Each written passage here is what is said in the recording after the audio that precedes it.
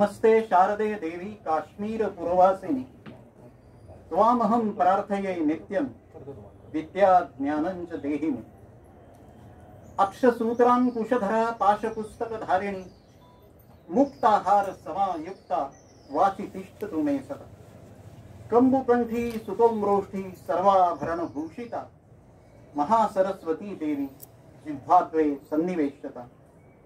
या श्रद्धा धारणा मेधा वाग्देवी विधिवल्लभा भक्त जिह्वाग्र सदना समाधि गुणदायिनी। नमामि यामिनी नाथ लेखालंकृत कुंतला भवानी भवसंताप निर्वापण सुधा नदी।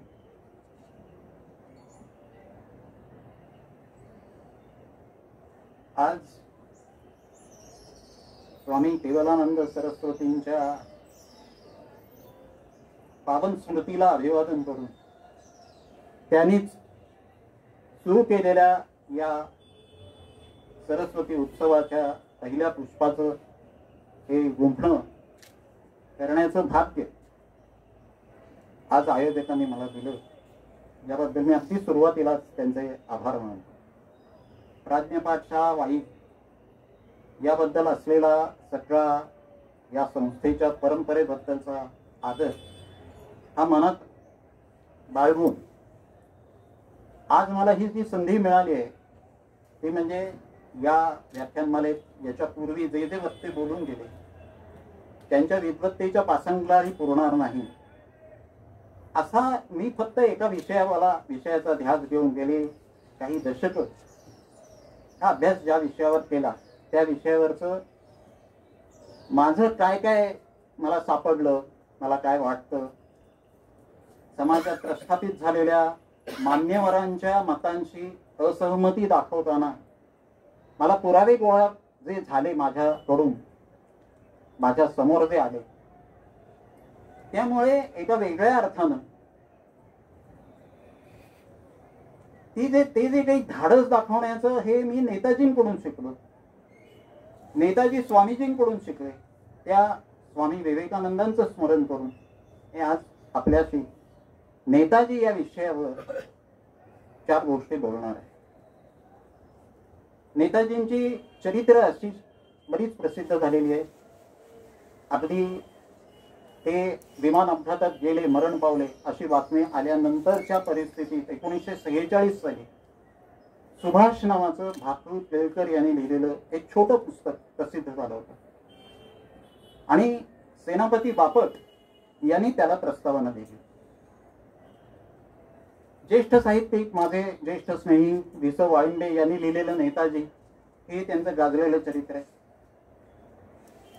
महाराष्ट्राच्या इतिहासाचे थोर भाष्यकार इतिहासकार असे डॉक्टर य.दी. फडके यांनी 2 खंडात कहाणी सुभाषचंद्रांची आणि कहाणी नेताजींची अशा 2 खंडात एका सायन दैनिकात जे लेखमाला लिहिली त्याचे पुस्तक रूपात प्रसिद्ध झालेली चरित्र आपल्या समोर आहे। आणि आता येऊ घातलेल्या सातारच्या साहित्य संमेलनाचे जे अध्यक्ष आहेत त्यांनी लिहिलेली महानायक ही कादंबरी ही आपल्या समोर आहे आणि आमच्या योगायोगानं ती आमच्या राजहंस प्रकाशनाचीच ही आहे कादंबरी। ती कादंबरी ही एकूण इतर चरित्रांपेक्षा कादंबरी स्वरूपात असली तरी तिचं एक मोठं वैशिष्ट्य मला सांगावंसं वाटतं। ते म्हणजे असं आहे की इतर चरित्रांमध्ये चरित्रकारांना लेखकांना सुभाषबाबूंचा देश सोडून गेल्यानंतरचा संघर्ष रंगवताना ज्या अडीअडचणी होत्या त्या अडीअडचणींवर मात करून विश्वासरावांना जी संधी उपलब्ध झालेली होती ती सुभाषबाबू ज्या ठिकाणी ज्या रणांगणावर लढले त्या रणांगणावर खुद्द ब्रह्मदेशात दोस्त सैनिकांच्या दोस्त लष्करी अधिकाऱ्यांच्या एका पथकाबरोबर 35 दिवस राहण्याची त्यांना संधी मिळाली। जे महानायकच्या उत्तरार्थात रंगवलेलं सगळं समरनाट्य आहे ते प्रत्यक्ष त्या अनुभवातून तयार झालेलं आहे आणि त्यामुळे अधिक ते सरस अधिक सजीव जिवंत असं वाटतं आपल्याला। रणांगणावर स्वामीजी यांनी सुभाषबाबूंनी काय काय केलं याचं जे तिथे प्रत्येकारी वर्णन आहे ते त्या कादंबरीचं वैशिष्ट्य जे इतर चरित्रांमध्ये सुद्धा उपलब्ध नाही. इंग्रजी चरित्र सुद्धा जी उपलब्ध आहेत त्याच्यात इतका त्यांच्या सुभाषबाबूंच्या आझाद हिंद फौजेच्या माध्यमातून केलेल्या संघर्षाचा तसा इतिहास उपलब्ध नाही. आज सुदैवानं एका वेगळ्या टप्प्यावर मी माझं जे काही पुस्तकाचं लेखन ठरवतोय, नेताजी तुम्ही कोठा याच शीर्षकाचं माझं पुस्तक मी गेली काही वर्ष अभ्यास करतोय आणि त्याचं लेखन चालू आहे. ते पुस्तक हे सुभाषबाबू जन्माला आले 23 जानेवारी 1897ला. त्याच्या अगोदरची भारतातली जी काही परिस्थिती होती आणि 1897 हे ब्रिटिशांच्या आपल्या देशातल्या राजवटीच्या दृष्टीनं अत्यंत महत्वाचं एक निर्णायक वर्ष आहे. ब्रिटिशांचे अत्याचार वाढत गेले, त्याची सुरुवात झाली असं हे वर्ष आहे. स्वामी विवेकानंदांनी शिकागोच्या सर्वधर्म परिषदेत विजय मिळवून भारतात आल्यानंतर जे येथे चैतन्याचं बीजारोपण केलं होतं त्या पार्श्वभूमीवर बंगालमध्ये प्रामुख्यानं जे देशभक्तीचं वातावरण निर्माण झालं होतं त्याचे जे काही आविष्कार दिसू लागलेले होते ते दडपून टाकण्यासाठी ब्रिटिशांनी धोरण जे सुरू केलं ते 1897 साली आणि त्याच वर्षी सुभाषबाबूंचा जन्म झाला. बंगालमधल्या नंदा मुखर्जी किंवा मोहितसेन मुजुमदार यांच्यासारखे लेखक हे स्वामी विवेकानंदांचे मानसपुत्र आहेत सुभाषबाबू असं म्हणतात. आपण लक्षात घ्या, त्याची कल्पना लक्षात घ्या. स्वामीजी आजन्म अविवाहित होते, ब्रह्मचारी व व्रताचं पालन त्यांनी केलेलं होतं.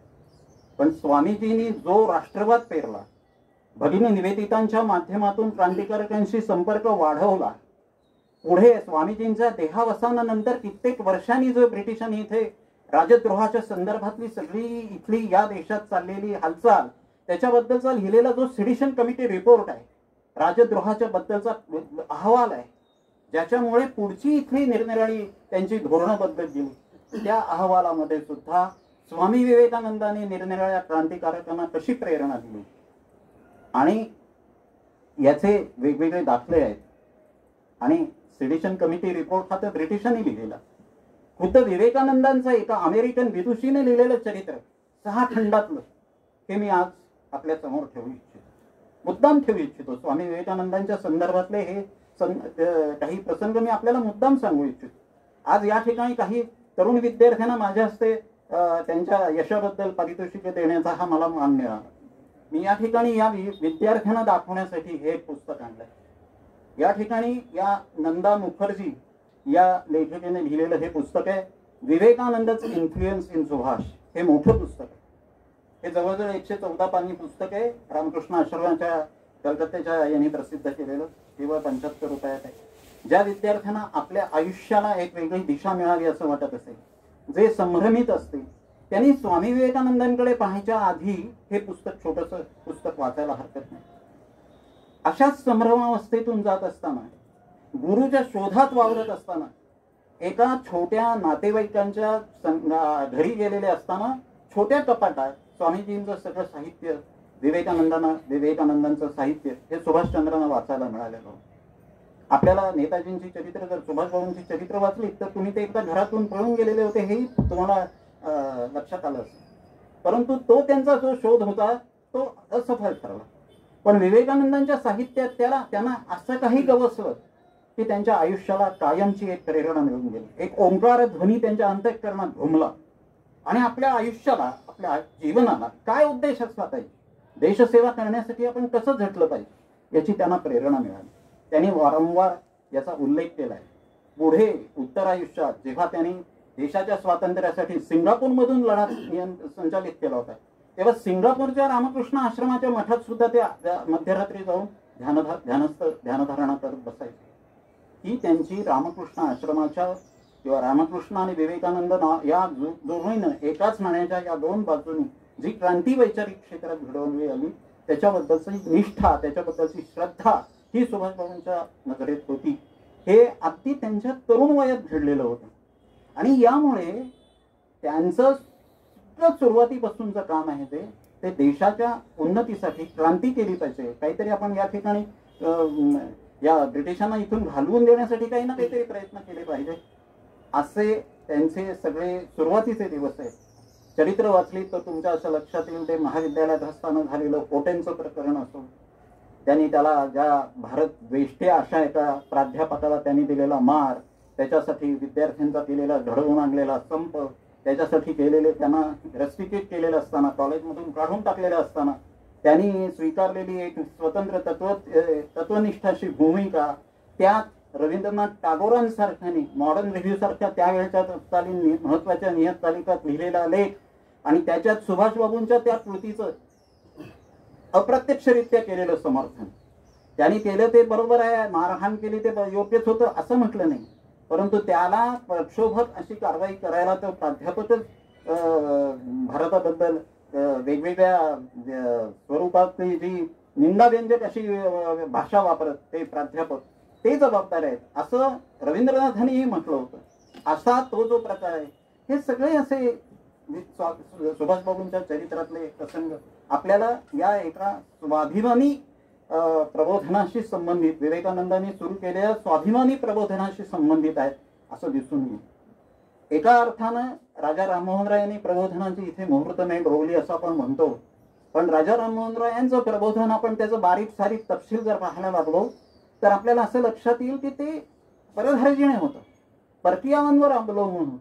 ब्रिटिशांनी हे त्यांना जेव्हा वर्तमानपत्र काढावं असं म्हटलं तेव्हा राजा राममोहन रायांनी या देशातल्या एखाद्या राजाकडे किंवा राजांच्या समूहाकडे परवानगी मागितली नाही, त्यांनी ब्रिटिश राजाकडे जाऊन मागितली. या ठिकाणी ब्रिटिश शिक्षण यावं अशी ही इच्छा व्यक्त केली, परंतु कशासाठी?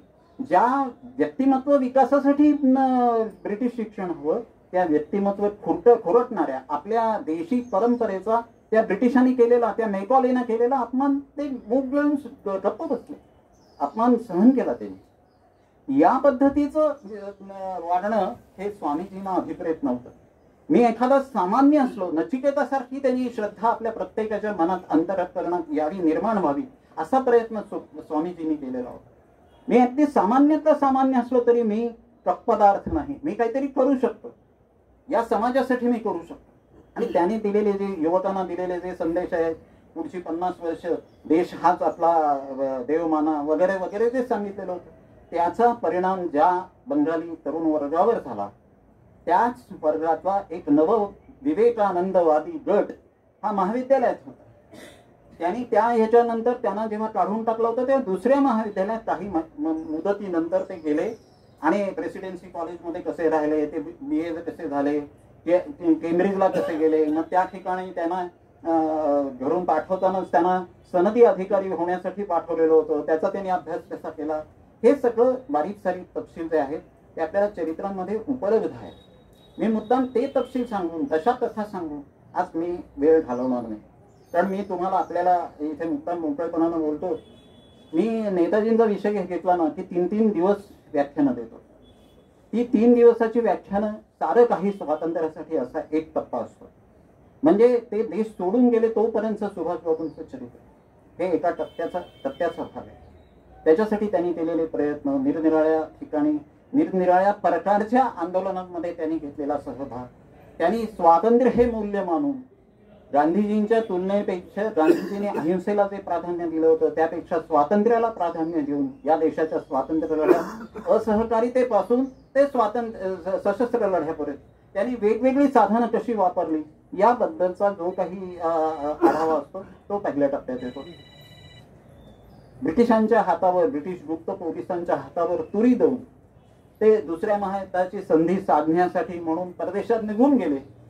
तिथपासून ते त्यांची डोमेई या जपानी वृत्तसंस्थेनं ऑगस्ट 1945च्या 18 तारखेला जी विमान अपघाताची बातमी दिली त्या बातमीपर्यंत हा एक दुसरा टप्पा असतो.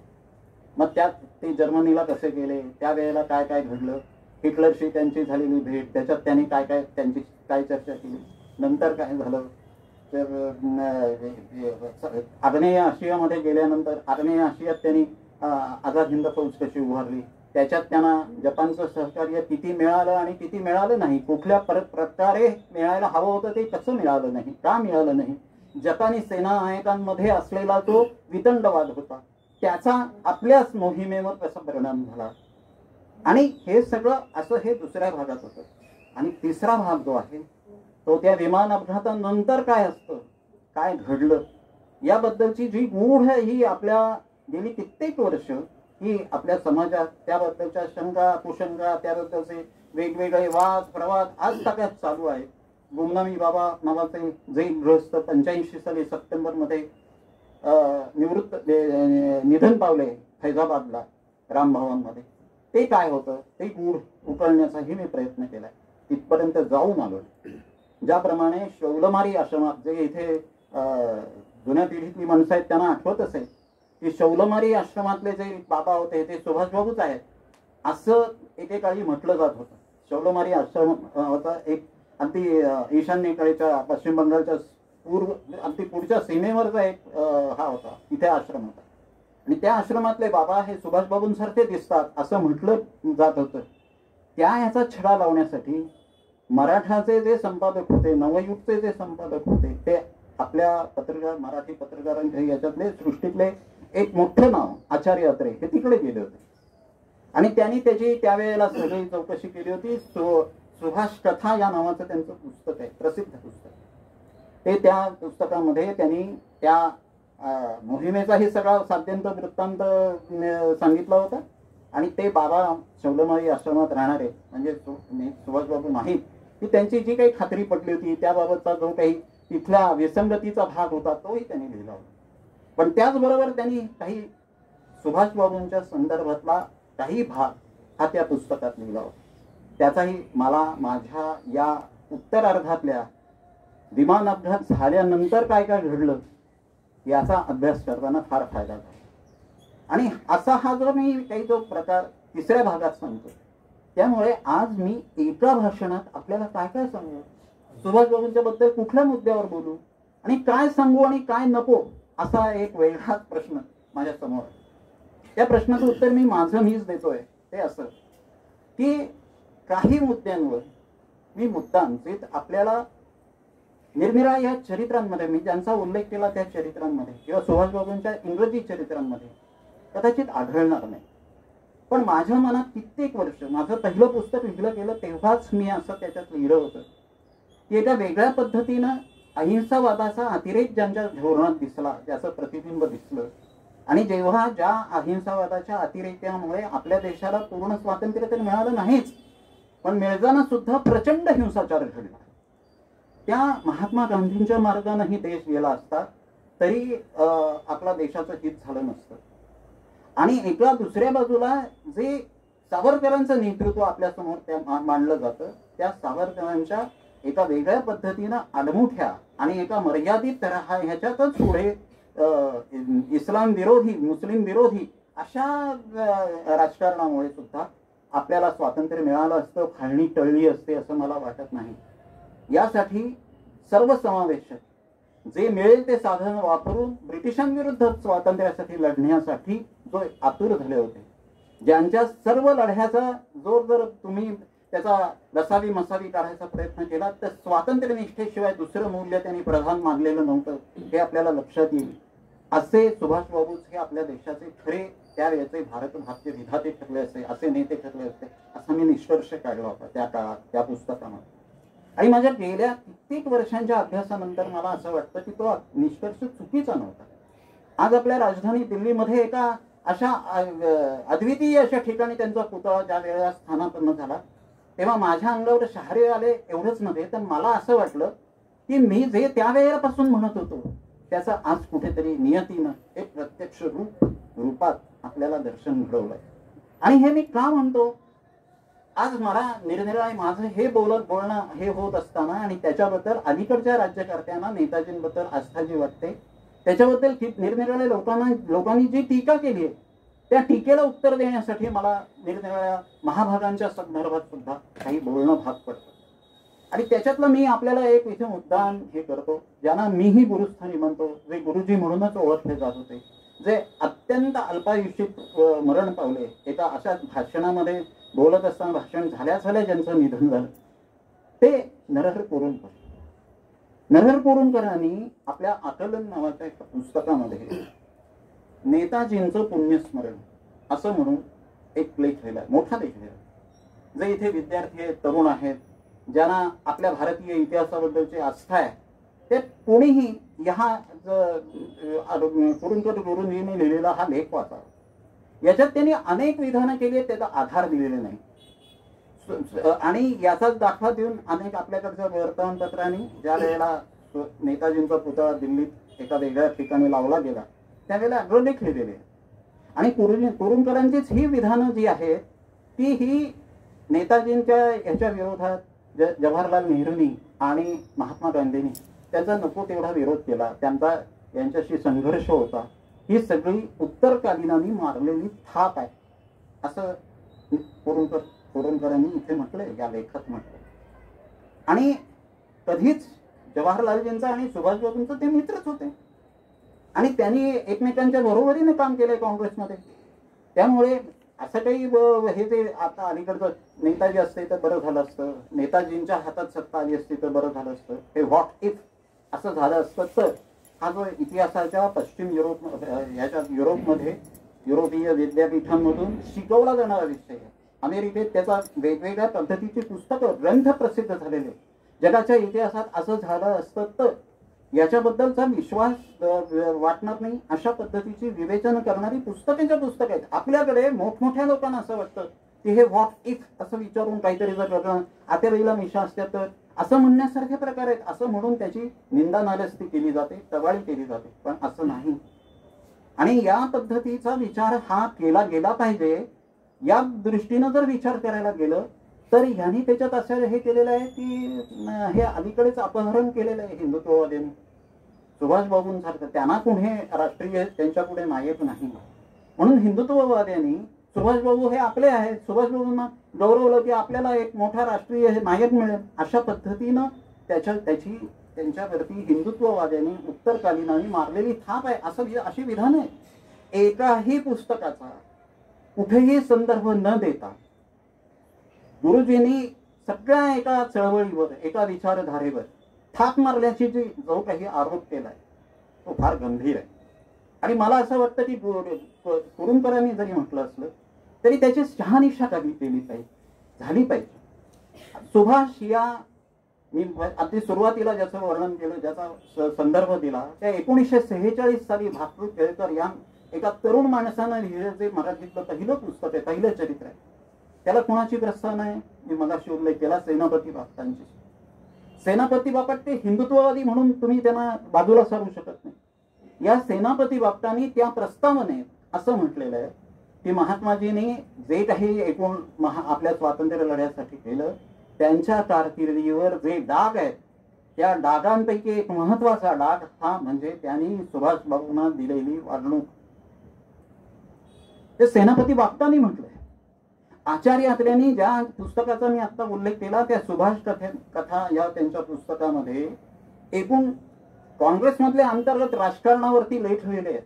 सुभाषबाबूंचा माझा एक विचित्र आजार हा जो बंच ऑफ लेटर्स नावाचं सुभाषबाबूंनी जवाहरलाल नेहरूंना पाठवलेलं पत्र, नेहरूंच्या पत्र संग्रहाचे प्रसिद्ध आहे, त्या पत्राचा अनुवाद केलाय. आणि सुभाषबाबूंनी जवाहरलालजींना त्या लिहिलेल्या पत्रामध्ये त्यांना जवाहरलालकडून अनपेक्षित तशी विचित्र वागणूक मिळाली हे लिहिलेलं आहे. आणि एवढंच नव्हे त्या आचार्य अत्रे यांनी त्या सुभाष कथेत अशी खंत व्यक्त केली आहे, सुभाष तू अतिशय दुर्दैवी, गांधीजींच्या आणि नेहरूंच्या काळात तू जन्माला आलास. ब्रिटिशांनी सुद्धा जेवढा तुझा द्वेष केला नसेल तेवढा द्वेष यांनी केला. आता आपल्यापैकी अनेकांच्या आणि खुद्द माझ्याही मनात मी सगळा हा अभ्यास करत असताना शंकेखोर मनाने केलेला आहे की हे कोणीतरी म्हटलंय ते म्हणून ऐकायचं आणि ते मान्य करायचं अशा प्रवृत्तीनं मी कधीही अभ्यासाला प्रवृत्त झालो नाही. हे जे काही असे आरोप केले गेलेले आहेत ते जवाहरलालजींचा आणि गांधीजींचा यांच्याबरोबर दाव होता. तर गांधीजींनी पट्टाभी सीतारामय्या या आपल्या एका प्रॉक्सी वॉर म्हणतात त्या पद्धतीनं आपला जो उमेदवार जाहीर केला काँग्रेसच्या अंतर्गत अध्यक्षपदाच्या निवडणुकीत, दुसऱ्या निवडणुकीत, आणि जो पट्टाभी सीतारामय्यांचा पराभव करून सुभाषबाबू निवडून आले त्यानंतर दिलेली वागणूक बघा. कार्यकारिणीच्या इतर सर्व सदस्यांना अध्यक्षांच्या विरोधी फितवून गांधीजींनी पत्रव्यवहार उपलब्ध आहे याच्यात कुठेही अतिशयोक्ती करण्याचा किंवा इतिहासाचं विकृतीकरण करण्याचा प्रश्नच नाही. ही सगळी गांधीजींची निरनिराळ्या कार्यकारिणीच्या सदस्यांना लिहिलेली पत्र आणि कार्यकारिणीच्या सदस्यांनी गांधीजींकडे मागितलेला सल्ला की सुभाषबाबूंची कोंडी कशी करता येईल, सुभाषबाबूंना अध्यक्षपदावर कामच करता येऊ नये यासाठी त्यांनी रचलेली व्यूहरचना ही स्पष्ट होते. आणि जवाहरलालजींनी काय केलं याच्याबद्दलचे मी पुरावे या ठिकाणी आणले. जर कोणाला उत्सुकता असेल तर मी दाखवू शकतो. पात्र लंडनच्या टाइम्सनं आपल्याला स्वातंत्र्य मिळालं असं जे सांगितलं जातं ते प्रत्यक्षात 15 ऑगस्ट 1947 आपला देश खऱ्या अर्थानं स्वतंत्र झाला नव्हता. मी आपल्या अध्यक्षांची क्षमा मागून असं सांगतो, कारण ते राज्यशास्त्राचे एक प्राध्यापक आहे. आपल्याला डोमिनियन स्टेटस मिळालं. आपली जी फाळणी होणार होती त्या फाळणीचा सुद्धा 15 ऑगस्ट 1947 रॅडक्लिफ अहवाल प्रसिद्ध झालेला नव्हता. कुठला तहसील पंजाबचा, कुठला तहसील आपल्याकडे राहणार आहे, कुठला पाकिस्तानात जाणार आहे कल्पना नव्हती. सिलेट आपल्याकडे राहणार आहे का, चितगाव, ही सगळी जी चितगाव ट्रॅक्ट्स आहेत ते आपल्याकडे राहणार आहेत का पूर्व पाकिस्तानला दिले जाणार आहेत माहिती नव्हतं. अशा वेळेला आपल्याकडे स्वातंत्र्य जाहीर झालं, स्वातंत्र्याचा आनंदोत्सव जाहीर झाला. पण डोमिनियन स्टेटस आहे आपल्याला, वासाहतीचं स्वराज्य मिळालेलं आहे. हे सत्याशी एकनिष्ठ राहणाऱ्या, आपल्या वैयक्तिक आयुष्यातल्या ज्या गोष्टी बाहेर आल्या नाहीत तरी चालतील अशा गोष्टींची नोंद आपल्या आत्मचरित्रात करणाऱ्या गांधीजींनी या देशातल्या जनतेला विश्वासात घेऊन असं सांगितलं होतं का? आपण विचार करा. अशी कागदपत्र मिळत आहेत का? बघा, आज ताब्यात ते कागदपत्र उपलब्ध नाही की आपल्याला खरंच स्वातंत्र्य मिळालेलं नाही. आपले सेनाधिकारी ब्रिटिश आहेत, आपला हे आहे. आणि मी या ठिकाणी मुद्दाम असं आणलंय एक हा की जवाहरलाल नेहरूंनी ब्रिटिश राजाला अर्ज करून परवानगी मागितली आहे. कशासाठी? आपले खरे पहिले भारतीय गव्हर्नर जनरल, त्यावेळेला अजून राज्यघटना नव्हती, राष्ट्रपती नव्हते, राष्ट्राध्यक्ष म्हणजे प्रेसिडेंट नव्हते, ठरलं नव्हतं, घटना तयार झाली नव्हती. कोण होतं? Governor general. तर माउंटबॅटन गेल्यानंतर इथे कोण गव्हर्नर जनरल होणार होता? ते ठरवण्यासाठी जेव्हा चक्रवर्ती राजगोपालाचारीनं नेमायचं ठरलं आणि चक्रवर्ती राजगोपालाचारी हे आपले भारताचे पहिले भारतीय गव्हर्नर जनरल होतील अशी ज्या वेळेला ही घटिका जवळ आली तेव्हा त्यासाठी परवानगी ही ब्रिटिश राजाकडे मागण्याचं पत्र हे prime minister of dominion of India अशा करून त्याच्यावर सही केलेली आहे. आणि हे अशी सही केल्यानंतर जवाहरलालजींच्या डोळ्यात अश्रू तरळले अशी नोंद आहे. यासाठी आपण अट्टहास केला होता का? लाहोरच्या तुरुंगामध्ये ज्या भगतसिंग, राजगुरू, सुखदेव आणि त्यांच्या निरनिराळ्या क्रांतिकारकांनी जे अनन्वित अत्याचार सहन केले ते अशा प्रकारच्या स्वातंत्र्यासाठी होते का? ब्रिटिश राष्ट्रकुलामध्ये राहिलंच पाहिजे अशी कोणती सक्ती आपल्यावर लादून घेण्याचं कारण होतं? कोणती अशी परिस्थिती होती? पूर्णपणे इतर देश जसे स्वतंत्र होऊ शकत होते त्याप्रमाणे आपल्याला स्वतंत्र होणं आणि पूर्णपणे आपली कारगिलच्या म्हणजे स्वातंत्र्य मिळाल्यानंतर 52 वर्षांनी कारगिलच्या संदर्भात जी चौकशी समिती नेमली त्या चौकशी समितीच्या अहवालात असं नमूद केलेलं आहे की त्यावेळेच्या लॉर्ड इस्मे यानं जी एक रूपरेषा ठरवून दिली आणि जनरल त्यावेळेचा जे माउंटबॅटन होते आपले लॉर्ड माउंटबॅटन ज्यांनी त्याची शिफारस केली अशी आपली सिक्युरिटीची चौकट होती. गेली 52 वर्ष स्वातंत्र्यानंतर आपण ब्रिटिशांनीच ही केलेली, आपला स्वतंत्र देश तशा अर्थानं झालाच नव्हता. हे या पद्धतीचं हे जे काही आहे याची कागदोपत्री अलीकडच्या काळात जे डी क्लासिफिकेशन झालेलं आहे, निरनिराळी कागदपत्र खुली झाली आहेत आपल्याकडेच नाही इतर देशांमध्ये, ब्रिटनमध्ये, अमेरिकेत, त्याच्यातून कळतं. आणि मग हे जर असं झालं असेल तर त्याचप्रमाणे आणखीन एक मी आपल्या समोर इथे कागदपत्र आणली आहेत त्याच्यातलं हे दाखवू शकतो. ती अशी आहे की INA इंडियन नॅशनल आर्मी ही सुभाष बाबूंनी असं सैन्य उभारलं. आपल्याकडे ते याच्या येऊन कोविलला आणि याच्यापर्यंत कोहिमा आणि मोहिरांपर्यंत आले. हा जो सगळा इतिहास आहे त्या इतिहासाला धरून असं सांगितलं जातं की त्यावेळेच्या एकूण सगळ्या याला 42 सालानंतरच जे काही हे होते आपले भारतीय काँग्रेसचे नेते ते असं म्हणत होते की याने जर्मनीचं आणि जपानचं सहकार्य घेतलं. हे ॲक्सिस पॉवर, हे म्हणजे दडपशाही, हुकुमशाही अशा पद्धतीचं आहे, फॅसिस्ट आहे, यांच्या मागे लागले. आणि त्यामुळे जवाहरलालजींनी सुरुवातीला म्हटलेलं त्यांचं वाक्य हे प्रसिद्ध आहे की ते जर असे जपानच्या मदतीनं भारतावर चाल करून आले तर त्यांच्याशी लढायला जाणारा पहिला सैनिक मी असेल, असं म्हणणारे जवाहरलाल काही काळानंतर काळा डगळा घालून INAच्या 3 सैनिकांच्या वरती ज्या लाल किल्ल्यामध्ये ब्रिटिश सरकारनं, ब्रिटिश राज्यकर्त्यांनी जो खटला राजद्रोहाचा भरला, त्या खटल्यामध्ये त्यांचं समर्थन करण्यासाठी, त्यांची वकिली करण्यासाठी काँग्रेसनं जी एक वकिलांची मोठी फौज उभी केली होती त्यात मात्र सामील झाले होते. त्यात त्यांनी असं म्हटलं की हे जर अशी जर ह्यांना शिक्षा झाली तर ती सगळ्या भारतीयांना झालेली शिक्षा असेल. असं शशी थरूर यांनी अलीकडेच काही महिन्यांपूर्वी शशी थरूर यांनी हिंदूमध्ये लिहिलेल्या लेखात, या रेड फोर्ट ट्रायल बद्दल लिहिलेल्या लेखात याचा उल्लेख केला जवाहरलाल नेहरूंच्या या वक्तव्याचा.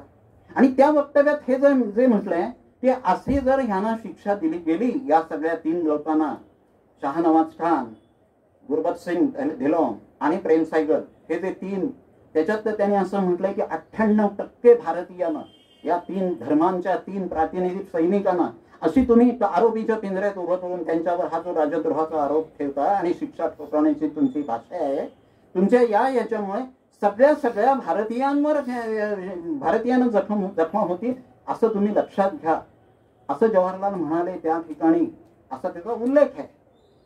मग जर हे खरं असेल आणि त्यांचं जर खरोखर त्यांना असं वाटत होतं की ही भुलाभाई देसाईंनी आंतरराष्ट्रीय त्या सगळ्या खटल्यांचा जर तुम्ही बारीक सारखाईनं जर अभ्यास केला तर तुमचं असं लक्षात येईल की जवाहरलालजींनी प्रत्यक्ष कामकाजात फार कमी भाग घेतला, फारसा भाग घेतलाच नाही. काँग्रेसनं जी समिती नेमली होती त्याच्या वतीनं सगळी रेड फोर्ट ट्रायल मध्ये या लोकांच्यासाठी जी पणाला लावून केलेली वकिली जर कोणी असेल तर ती भुलाभाई देसाईंनी केली. त्यांची तब्येत बरी नव्हती. तुम्हाला जाता जाता उल्लेख करतो, भुलाभाई हे वल्लभभाई पटेलांचे, सुभाषबाबूंच्या विरोधातले एक वकील होते. वल्लभभाई पटेलांचे जे ज्येष्ठ हे होते विठ्ठलभाई पटेल, आपल्या राष्ट्रीय असेंब्लीचे एकेकाळचे सभापती, त्यांनी युरोपमध्ये सुभाषबाबूंच्या बरोबरीनं गांधींच्या नेतृत्वावर टीका करणारा एक मॅनिफेस्टो, एक जाहीरनामा प्रसिद्ध केला होता. आणि सुभाषबाबू युरोपमध्ये असताना, त्यांना देशात यायला बंदी असताना, युरोपमध्ये स्वातंत्र्याकांक्षेनं भारलेला हा तरुण काय करतो हे अनुभवाला असल्यामुळं आपल्या मृत्यूपत्रात जी काही रक्कम निरनिराळ्या लोकांना, वारसदारांना वाटल्यानंतर जी उरली होती त्याचा विनियोग करण्याचे अधिकार सगळे सुभाषबाबूंना देऊन टाकले होते. हे वल्लभभाईंना पटलं नव्हतं. वल्लभभाईंनी त्याच्यासाठी कोर्ट कचेऱ्या केल्या होत्या. त्यातले त्यांचे वकील असणारे भुलाभाई हा सगळा मतभेद विसरून या देशाचं पणाला लावलेलं हे जे स्वातंत्र्य आहे त्या स्वातंत्र्यासाठी ही यांची सेना लढली आहे, या तिघांना वाचवलं हे माझं कर्तव्य आहे असं मानून भुलाभाईंनी आपले प्राण पणाला लावले. त्यांची तब्येतही त्यावेळेला खालावलेली होती. पण तसं असताना सुद्धा हे भुलाभाईंनी हे केलेलं आहे. आणि ह्याला कारण काँग्रेसनं ही अशी वकिलांची फौज उभी करण्याचं कारण हे मतपरिवर्तन झालं होतं. त्यांना सुभाषबाबूंची किंमत कळली होती. आझाद हिंद फौजेची रासबिहारी बोसांनी सुरुवातीपासून करून दिलेली तिथली पूर्वतयारी, नंतर सुभाषबाबूंनी केलेली त्यातली मोठी कामगिरी, हे सगळं पटलं होतं म्हणून नव्हे.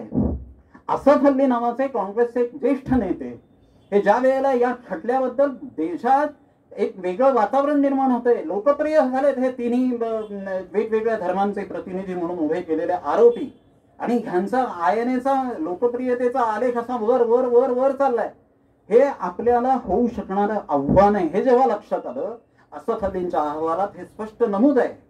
त्याच्यानंतर काँग्रेसनं सगळी INA बद्दलची भूमिका बदलली. एका वेगळ्या अर्थानं हे ऐतिहासिक अपहरण आहे असं आंतरराष्ट्रीय ख्यातीचे इतिहासाचे अभ्यासक म्हणतातच. हे अपहरण आहे. ज्या ह्याला तात्विक विरोध केला, जे आमच्या देशावर चालून आले तर त्यांच्याबरोबर लढायला मी पहिल्यांदा हजर राहीन असं म्हटलं, ते देशातल्या जनतेत लोकप्रिय होत आहेत. पुढे येऊ घातलेल्या निवडणुकीत कदाचित त्यांची प्रतिनिधी मंडळी जी उभी राहतील तीच निवडून आली तर आपल्या हातची सत्ता जाईल, हे जाणवल्यामुळे झालेलं परिवर्तन, हे परिवर्तन खरं नाही, हे अपहरण आहे. आणि असं झाल्यानंतर हे खरं परिवर्तन नाही हे मी ज्या वेळेला आपल्या समोर म्हणतोय त्यावेळेला माझ्याजवळ एक पुरावा आहे.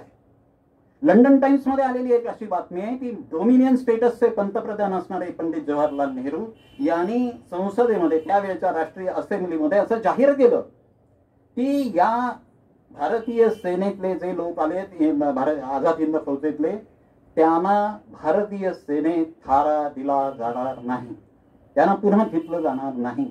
आणि त्याच्यात शब्द असा आहे ट्रेचरसली. त्यांनी ट्रेचरी केली असं त्याचे नेहरूंचं वक्तव्य आहे त्याच्यात उद्धरणात. सुभाष बाबूंच्या प्रेमापोटी त्यांच्या मतपरिवर्तन झाल्यामुळे जे जवाहरलाल असं सांगत होते कोर्टामध्ये की या देशातल्या सगळ्या जनतेवर, जनतेच्या अंतःकरणावर आघात होतील, त्यांना जखमा होतील, यांना जर शिक्षा ठोठावली त्या तिघांना तर ते आज त्या सगळ्या आझाद हिंद फौजेच्या जवानांना वाड्यावर सोडून द्यायला तयार आहेत. आझाद हिंद फौजेचे सैनिक हे जर त्या तिघांच्याच बरोबरीनंच लढले असतील, त्यांच्याच मार्गदर्शनाखाली लढले असतील, सुभाषबाबूंची प्रेरणा घेऊन त्यांना नेताजी म्हणून त्यांना अभिवादन करून जर लढले असतील तर त्यांना आपल्या देशाच्या सेनेत सहभागी करून घ्यायला काय हरकत होती? सगळी त्याच्यासारखी रचना करण्यात काय त्यावेळेला हरकत होती? पण याला सगळ्यात आपल्याला आश्चर्य वाटेल, 1931 सालापासून महात्मा गांधींनी असं म्हटलं होतं की आपल्या देशाला स्वातंत्र्य मिळाल्यानंतर सेनेची गरज नाही. आपल्या प्रत्यक्ष स्वातंत्र्य मिळाल्यानंतर जो ब्रिटिश सेनाधिकारी होता त्यानं लॅनहार्टनं एक वेगळं आपल्याला काय काय करावं लागेल, आपल्या त्या फाळणी झाली आहे, फाळणी झाल्यामुळे आपल्या सेनेची सुद्धा विभागणी झालेली आहे, त्यामुळे आपल्याला कोणत्या उपाययोजना कराव्या लागतील याचं एक टिपण घेऊन तो जेव्हा पंतप्रधान म्हणजे हंगामी पंतप्रधान असणाऱ्या जवाहरलालजींना भेटायला गेला तेव्हा त्यांना सांगितलं याची काही गरजच नाही, आपल्याला सीमेवर फक्त पोलीस ठेवले तरी चालतील, आपल्याला काहीही गरज नाही.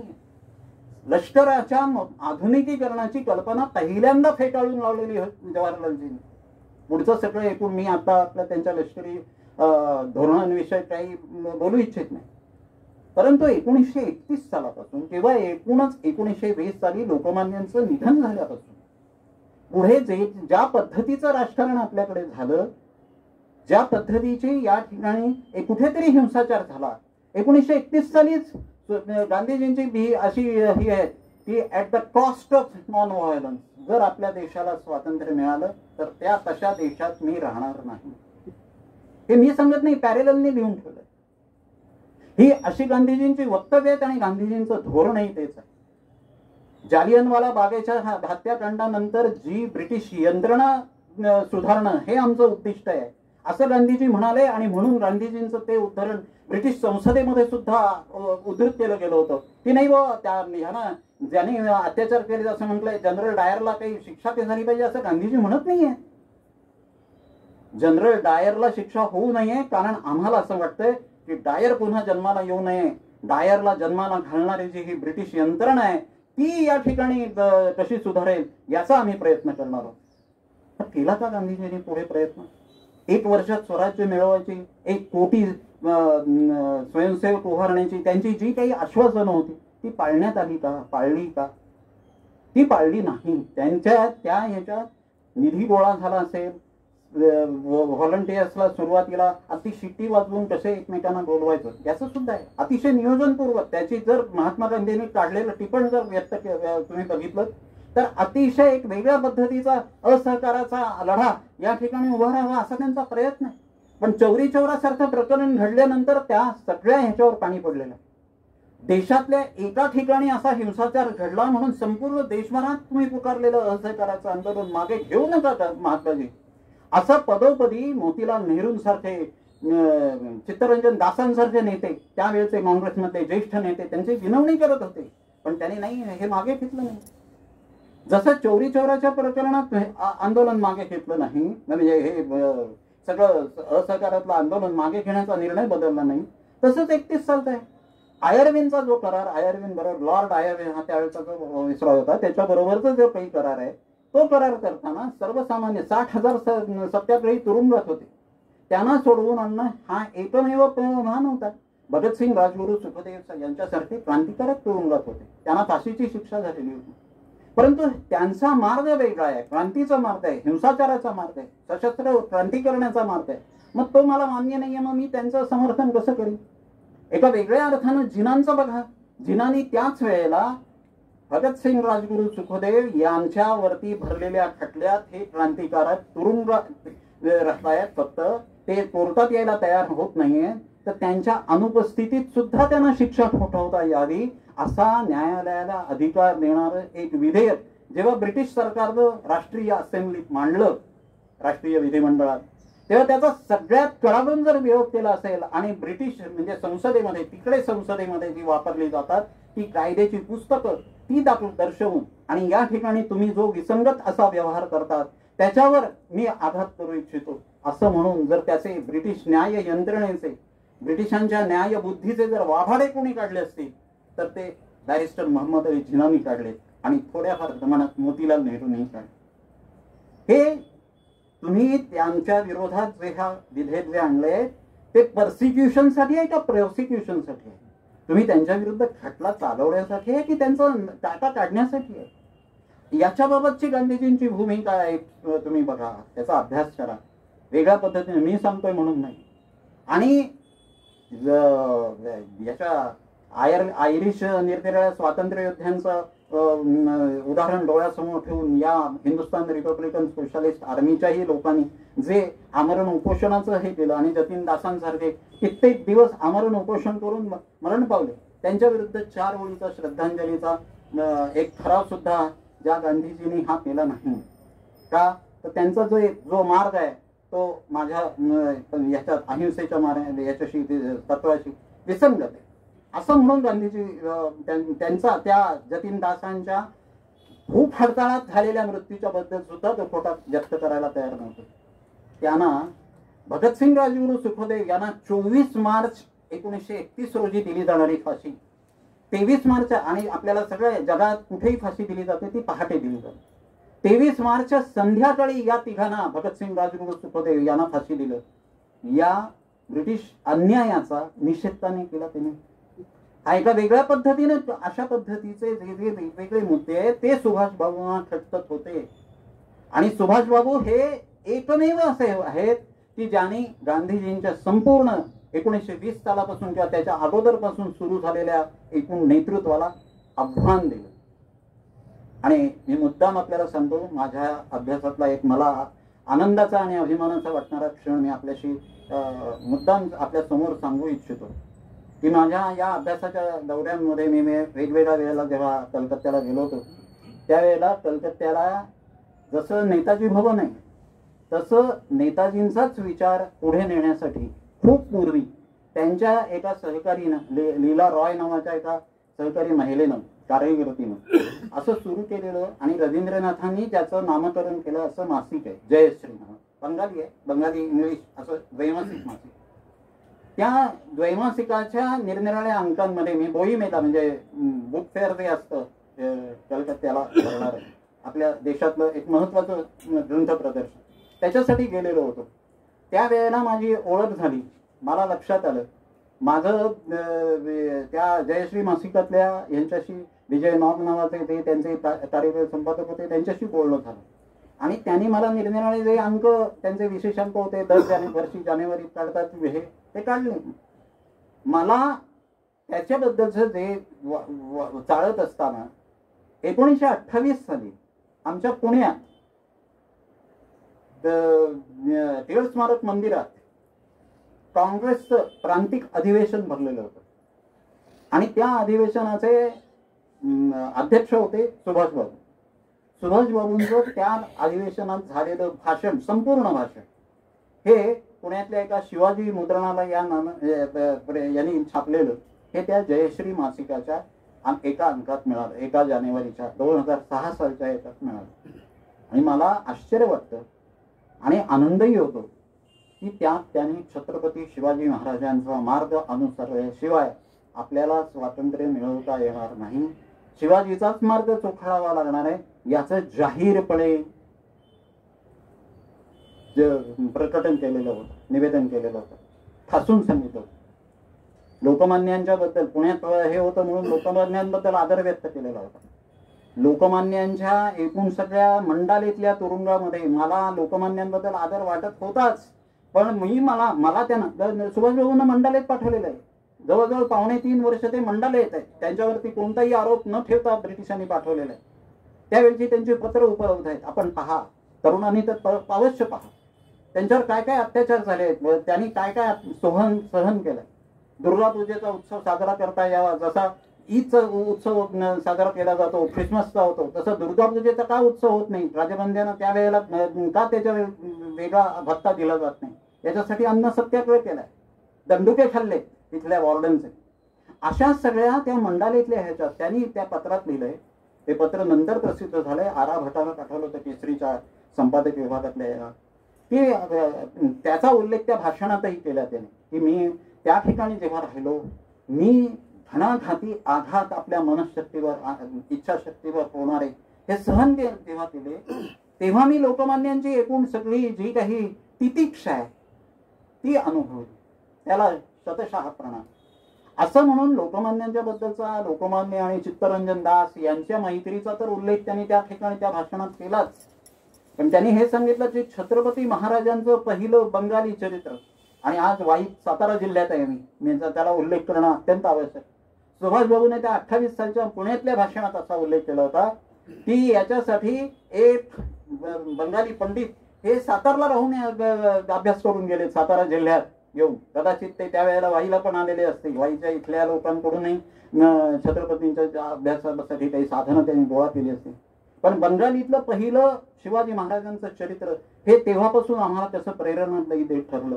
आणि शिवाजीचा मार्ग अनुसरल्याशिवाय आपल्याला स्वातंत्र्य मिळवणं शक्य होणार नाही असा माझा विश्वास आहे, असं त्यांनी त्यावेळेला सांगितलं होतं. आता मला सांगा, शिवाजी हा अफजल खानाच्या वधाचं निमित्त करून बंगाली सर जगन्नाथ सरकार यांनी लिहिलेलं जे काही त्यांच्याबद्दलचं हे होतं ते वाचून ज्यांची मतं बदलली, मतं तयार झालेली होती, अशा यांनी वेळोवेळी शिवाजी महाराजांना जी दूषणं दिली होती ते काँग्रेसचे नेते प्रमुख होते. वाट चुकलेला देशभक्त असं शिवाजी महाराजांना म्हणणारे जे होते, किंवा त्यांना ट्रेचरस म्हणून त्यांनी केलेल्या याच्या अफजल खानाच्या खुनाच्या बद्दल त्यांच्यावरती लांछन लावणारे जे लोक होते ते काँग्रेस, त्यांच्या हातात काँग्रेसचे नेतृत्व होतं. आणि अशा परिस्थितीत एका महाराष्ट्रातल्या प्रांतिक काँग्रेस अधिवेशनात जाहीरपणे की शिवाजी महाराजांचाच मार्ग अनुसरल्याशिवाय आपल्या देशाला स्वातंत्र्य मिळणार नाही असं सुभाषबाबू म्हणून गेले होते. मी महाराष्ट्र टाइम्समध्ये काही वर्षांपूर्वी हे माझं जे मला मिळालेलं भाषण आहे त्या भाषणाच्या आधारानं लेख लिहिला होता. तो प्रसिद्ध झालाय, नेताजी आणि शिवाजी असा. आणि या सगळ्या एकूण या सगळ्या पार्श्वभूमीवर आपण विचार करा की जर सुभाषबाबूंच्या विरोधात अलीकडे आता जे मी मगाशी म्हटलं ज्यांच्यासाठी सातारच्या अधिवेशनाचे जे अध्यक्ष हे ठरलेले नियोजित अध्यक्ष आहेत विश्वासराव पाटलांनी अलीकडच्या काळात काही जे लेख लिहिले, विधानं केली ते परत आले असते. त्यांचं म्हणणं असं आहे की ते गेले. एकेकाळी ते मानत होते की अपघात झाला नाही आणि 1945 साली सुभाषबाबूंचं निधन झालं याच्यावर माझा विश्वास नाही. त्यांना आलेले वेगवेगळे अनुभव वीप सारख्या मल्याळम मनोरमा ग्रुपतर्फे प्रसिद्ध होणाऱ्या साप्ताहिकामध्ये त्यांनी छोटीशी मुलाखत होईना पण दिली होती आणि त्याच्यात सांगितलं होतं की माझ्यावर जपानमध्ये किंवा दिल्लीतल्या राष्ट्रीय संग्रहालयामध्ये मी जेव्हा अभ्यास करायला जात असे आणि एखादी माझ्या हातात फाईल आली वेगळी तर लगेच माझ्यावरती पाळत ठेवल्यासारखी सुरू व्हायची आणि माझ्या हातातून फाईल जायची किंवा तुम्ही हे कशासाठी अभ्यास करताय, काय करताय असं विचारलं जायचं. त्यांना त्यावेळेपर्यंत 10-12 वर्षापूर्वीपर्यंत असं वाटत नव्हतं की अपघातात ते गेलेत असं. आता ते लिहितात. त्यांना मी त्यांचा प्रतिवाद करणारा लेखही माझा त्यांच्या विरोधातला आणि त्यांच्या म्हणण्याचं खंडन करणारा असा साप्ताहिक सकाळच्या गेल्या वर्षीच्या त्यांच्या याच्यात प्रसिद्ध झालेला आहे. ऐतिहासिक सत्य म्हणून आपण आता मान्य करूया असं त्यांनी सुरुवातीला लिहिलं आणि कपोल कल्पितापेक्षाही वेगळं असतं असं विचित्र सत्य मांडण्याचा मी प्रयत्न केला. कारण याच्यात लक्षात घ्या आणि याच्याबाबत आपल्या एकेकाळच्या पंतप्रधानांची भूमिका किती संशयास्पद हे लक्षात घ्या. आज अहमदाबादचा विमान अपघात झालाय तर त्या विमान अपघातातल्या ह्याच्यासाठी किती आपण तळमळतो. तिथल्या वैमानिकांचा त्यांच्यावर दोषारोप झाला तर आपल्याकडे वर्तमानपत्रातून कसे लेख घेतात. ज्या वेळेला मी आपल्याशी पुढे बोलणार आहे आणि आपल्याशी संदर्भात येईल आपल्या मनातला प्रश्न म्हणून आपण विचाराल मला की असे गुमनामी बाबत कसे प्रकट का झाले नाही, ते हे का झाले नाही. आपण आपली कर्तव्य पार पाडली होती का. त्यांच्या संदर्भातली ही कागदपत्र जी आपली कर्तव्य होती ती आपण पार पाडली आहेत का, याचा आधी आपण अंतर्मुख होऊन विचार करणं गरजेचं आहे. अपराधबोध, प्रचंड अपराधबोध आपल्या अंतःकरणात जमा झाल्याशिवाय राहणार नाही याची मला खात्री आहे. 1945 साली जर ते त्यांचं विमान अपघातात निधन झालं तर त्याबद्दलची चौकशी जवाहरलाल नेहरूंनी तेव्हा करायला सुरुवात हवी होती. 1956 साली याबद्दल आपल्याला काही वाटत नाही. 11 वर्ष शहानवाज खान यांच्या त्यांच्याच आयएनएच्याच याच्यातल्या एका लष्करी अधिकाऱ्याच्या अध्यक्षतेखाली 3 जणांची जी समिती नेमली ती 56 साली नेमली. राधा विनोद पाल हे एक मोठे आपले भारतीय न्यायविद असे टोकियो ट्रायल्सच्या याच्यावर होते.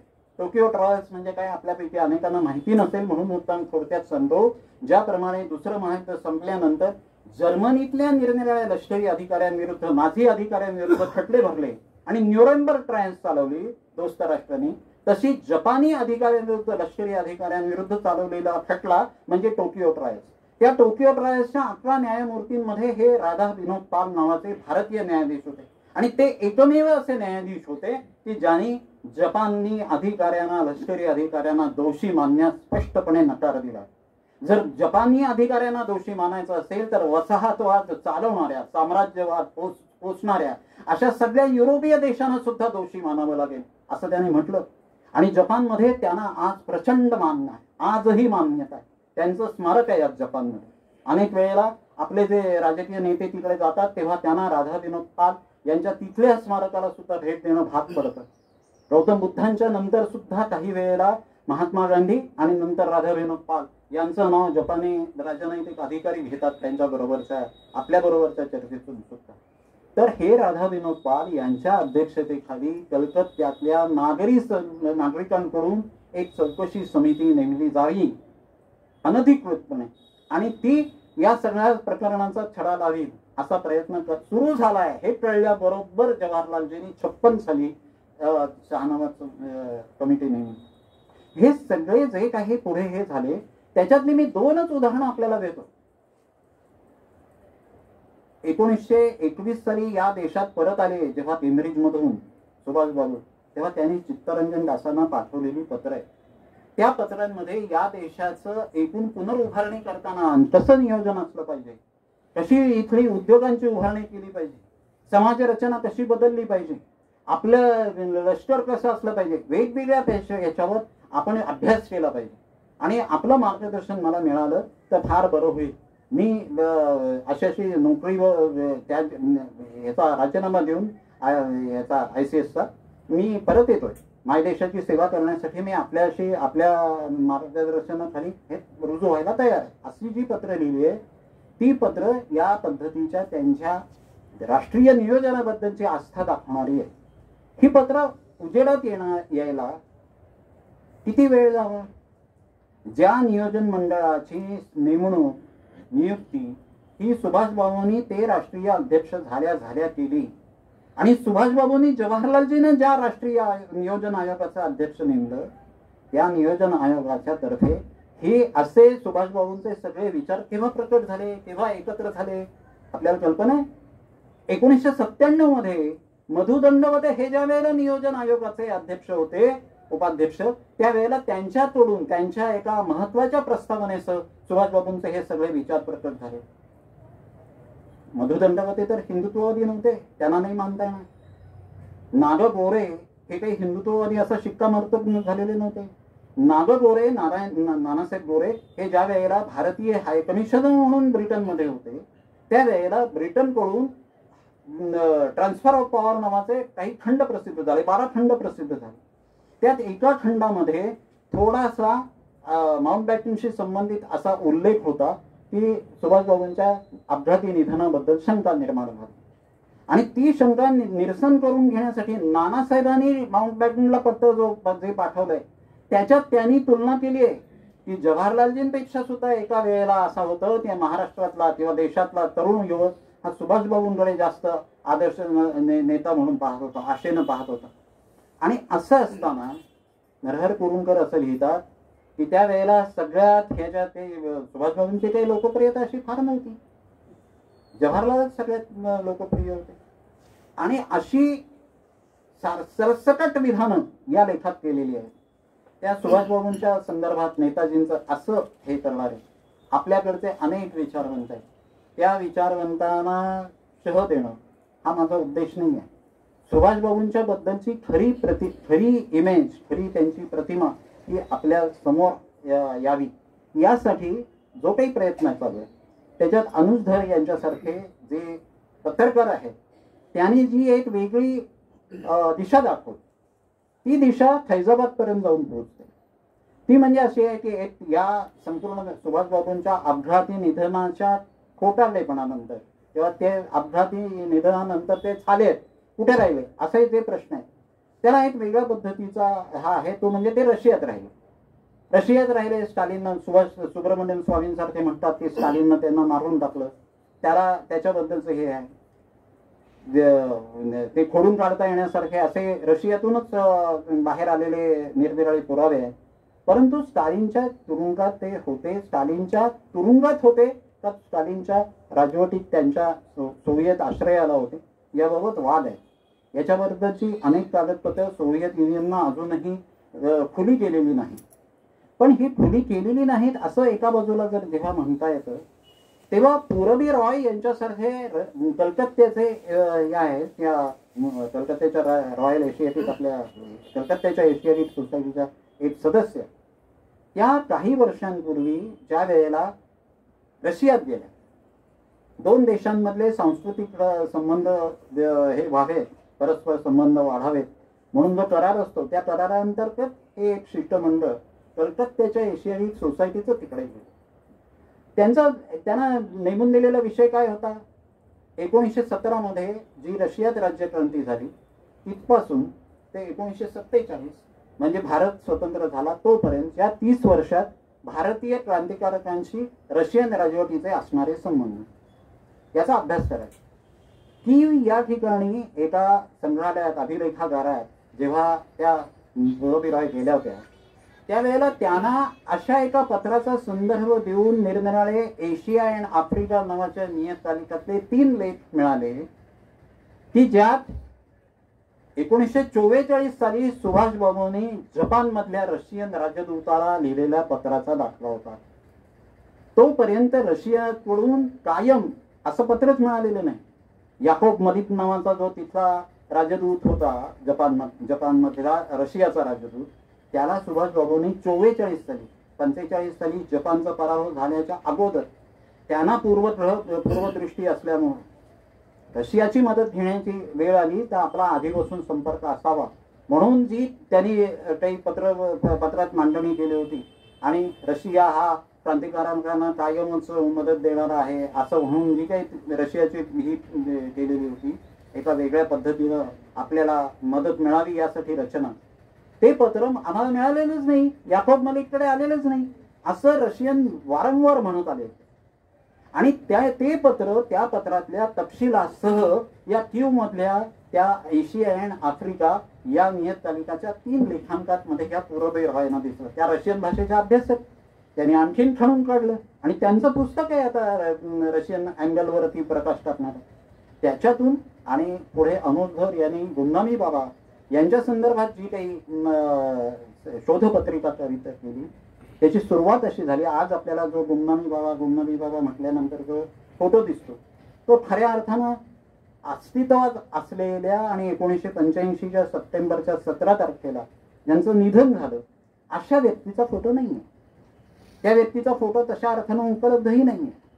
परंतु प्रत्यक्षात वीर संघवी हे अलीकडे हिंदुस्तान टाइम्समध्ये खाद्य संस्कृतीवर, देशोदेशीच्या खाद्य संस्कृतीवर लिहिणारे जे मोठे विख्यात पत्रकार आहेत त्या पत्रकारांच्या नेतृत्वाखाली 2000 साली हिंदुस्तान टाइम्स या दिल्लीतून प्रकाशित होणाऱ्या एका वर्तमानपत्रानं त्यावेळेला ज्या मुखर्जी आयोगाचं सुभाषबाबूंच्या मृत्यूच्या संदर्भात कामकाज चालू होतं त्या आयोगाला समांतर अशी एक शोधपत्रिका मोहीम सुरू केली.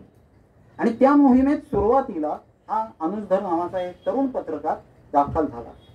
त्याला सुरुवातीला आज आपल्याला किंवा मी प्रत्यक्षात फैजाबादला गेलो तेव्हा माझ्या मनात जे जे प्रश्न होते ते सगळे प्रश्न होते. ते प्रश्न घेऊन तो तिथे गेला आणि त्यानंतर निरनिराळ्या तिथल्या स्थानिक पत्रकारांशी भेटल्यानंतर त्या रामभवन मधली स्थिती पाहिल्यानंतर, डिस्ट्रिक्ट मॅजिस्ट्रेटच्या कस्टडीत असलेली कागदपत्र पाहिल्यानंतर, त्या कागदपत्रांवरची अक्षरं, खुणा, त्यांच्यावरती मार्जिनमध्ये केलेले शेरे मारलेले, त्यांची वापरात असलेली निरनिराळी साधनं, पाईपपासून नाण्यांपासून नकाशांपर्यंत असलेलं सगळं सामानातलं हे पाहिल्यानंतर याचा जो काही त्यांना अनुभव येत गेला, त्याचा राईट ऑफ इन्फॉर्मेशन आहे, माहिती अधिकाराचा कायदा जो आहे, त्या कायद्याचा वापर करून न्यायालयांकडून आणि या माहिती आयोगाच्या निरनिराळ्या स्तरीय अशा रचनेकडून अनेक कागदपत्र खुली करायला लावली आहे या अनुजधर आणि त्यांच्या नेताजी मिशन या संघटनेनं, तरुणांनी स्थापन केलेली ही एक वेगळी संघटना आहे, यंत्रणा आहे. आणि त्यांनी ही जे काही यंत्रणा स्थापन केली त्याच्याबद्दल विश्वास पाटलांचाही हा नाही आणि आपले सुरेश द्वादशी स्वारांसारखे मराठीतले ज्येष्ठ पत्रकार याच्याबद्दल वारेमाप साधना साप्ताहिकातून नेताजींवरती लेख लिहिताना नेताजींचं आणि महात्माजी त्यांचे टीकाकार अशी त्यांची लेखमाला आहे. त्याचं पुस्तकही प्रसिद्ध झालंय, साधनातर्फेच प्रकाशित झालंय. त्याच्यात चक्क खोटी विधानं करतात. आता मी हा सुरेश द्वादशी वारांवर करतोय जो आरोप, तो आपण लक्षात घ्या. 2013 मध्ये अलाहाबाद हायकोर्टाच्या 2 न्यायमूर्तींच्या खंडपीठानं असं जाहीर केलं की ही जी काही या ठिकाणी फैजाबादच्या डिस्ट्रिक्ट मॅजिस्ट्रेटच्या ताब्यात जी सगळी कागदपत्र आहेत, त्या कागदपत्रांचा मुखर्जी आयोगाकडे काही अंश गेलेला आहे, पूर्वीच पाठवण्यात आलेला आहे, त्यांनी मागवल्यामुळे तो परत मागवण्यात यावा. हा सुभाषबाबूंचाच आहे का नाही याचा शोध घेणं गरजेचं आहे.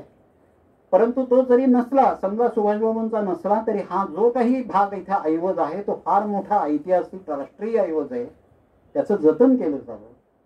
आणि हे जे कोणी निधन पावले इथे 1985 साली, त्यांची आयडेंटिटी निश्चित करण्यासाठी एक आयोग नेमला जावा, असा अहवाल, असा आदेश हा 2013 मध्ये अलाहाबादच्या उच्च न्यायालयाने दिलाय. संपूर्ण सुभाषबाबूंचा जर तुम्ही अभ्यास केला तर भारतीय न्यायालयाने अनेक वेळेला महत्वाची जबाबदारी पार पाडलेली आहे आणि ती आपल्याकडे कुठेही आपण लक्षात घेत नाही, त्याच्याकडे दुर्लक्ष झालेलं आहे आजपर्यंत. हे जे 2 न्यायमूर्तींनी दिलेल्या, त्यांच्या खंडपीठानं दिलेला निकाल आहे, त्या निकालाची अंमलबजावणी कोणी केली आहे? अखिलेश सरकारनं 2016 साली हा आयोग नेमला, जो विष्णू सहाय आयोग म्हणून ओळखला जातो. आणि प्रत्यक्षात सुरेश द्वादशी वारांनी असं केलंय की 14 सालानंतरचे केंद्रीय स्तरावर आले, म्हणजे नरेंद्र मोदी, त्या नरेंद्र मोदींचा गांधी नेहरूंबद्दल असलेला द्वेष व्यक्त करण्यासाठी हा आयोग नेमला, असं लिहिलंय त्यांनी. आणि प्रत्यक्षात हे 13 साली अलाहाबादच्या हायकोर्टानं दिलेला आदेश आहे आणि त्या आदेशाचं पालन करीत आयोग नेमलाय तो अखिलेश सरकारने, म्हणजे समाजवादी पक्षाच्या उत्तर प्रदेशमधल्या सरकारनं नेमलेला आहे. पण असं चालतं? ते दुसऱ्या पुस्तकरूपानं प्रसिद्ध होतं तेव्हाही चालतं, त्याच्यात सुधारणा केली जात नाही. हा दोष खोटारडा आहे असं कोणी म्हटलेलं असतं, मी माझ्यासारख्या यांनी लिहिलेलं असतं, त्याची दखलच घेतली जात नाही. आणि असं हे जे काही चालू असलेलं एकूण प्रकरण आहे, त्यामुळे आपल्याला असं वाटतं की नाही बाबा हा सगळा सावळा गोंधळ आहे. पण याच्याबद्दल 2-3 थोडे माझे अनुभव आणि माझे ऐकलेले, मी त्या ठिकाणी निरनिराळ्या पत्रकार मित्रांना खुद्द जे त्या 2 खोल्यांमध्ये, 2 अंधाऱ्या खोल्यांमध्ये सुभाषबाबूंच्या शेवटच्या दिवसांमध्ये काय काय झालं याचा अभ्यास करण्यासाठी मी तिथे जे गेलेलो होतो, ते माझे अनुभव आणि तिथल्या इतर लोकांचे अनुभव मी थोडक्यात आपल्या समोर सांगतो आणि आजचं माझं हे आपल्या समोरचं बोलणं थांबवतो. आपल्याला असं वाटतं की हे सगळं खोटं आहे, हे कशासाठी हे झालंय, तर एका वेगळ्या अर्थानं काय काय घडलं हे आपण बघितलं पाहिजे. 1985 साली फक्त 13 लोकांच्या उपस्थितीत त्या गुमनामी बाबांमुळे भगवानजी म्हणून ओळखले जायचे, पडदा बाबा म्हणून ओळखले जायचे, जे केवळ पडदा ठेवून समोरच्या व्यक्तीशी बोलायचे म्हणून त्यांना पडदेवाला बाबा म्हणून, जे गुमनाम म्हणजे ज्यांनी नाव आपलं कुठे फारसं जाहीर केलं नाही, ज्याने कोणाशीही फारसं बाहेर संपर्क नसेल, अशा किंवा कलकत्त्याहून येणाऱ्या आपल्याच काही 4-2 मित्रांबरोबर त्यांना जे लागणारं साहित्य ते मागवून घे, ते कुठे फैजाबादला, अयोध्येला फिरले, इकडे फिरले, तिकडे फिरले गेले, असं कधी झालेलं लोकांच्या नजरेला आलेलं नाही. असे हे जे बाबा, त्या बाबांच्या याच्याबद्दल 85 साली फक्त 13 लोक त्यांच्या अंत्यसमयी होते. शरयू नदीच्या तीरावर एका ठिकाणी त्यांचं दहन झालं.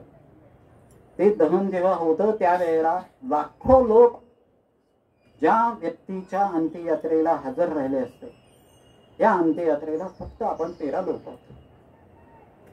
असा हुंकार अत्यंत स्वाभाविकपणे त्यांच्या सेवेत असणाऱ्या एका माणसाच्या याच्यातून बाहेर पडला. आणि मग ती षटकर्णी वार्ता झाली. मग स्थानिक पत्रकारांनी त्याचा हे घेतला आणि ते गेले. ते नेताजी असते, सुभाषबाबू होते का, अशी तिथल्या स्थानिक वर्तमानपत्रांमध्ये, उत्तर प्रदेशमधल्या काही इंग्रजी वर्तमानपत्रांमध्ये अशी लेखमाला प्रसिद्ध झाली. ती लेखमाला बघून ललिता बोस नावाची सुभाषबाबूंची पुतणी, ही त्यावेळेला 86च्या सुरुवातीला ही तिथे त्यावेळेला गेली.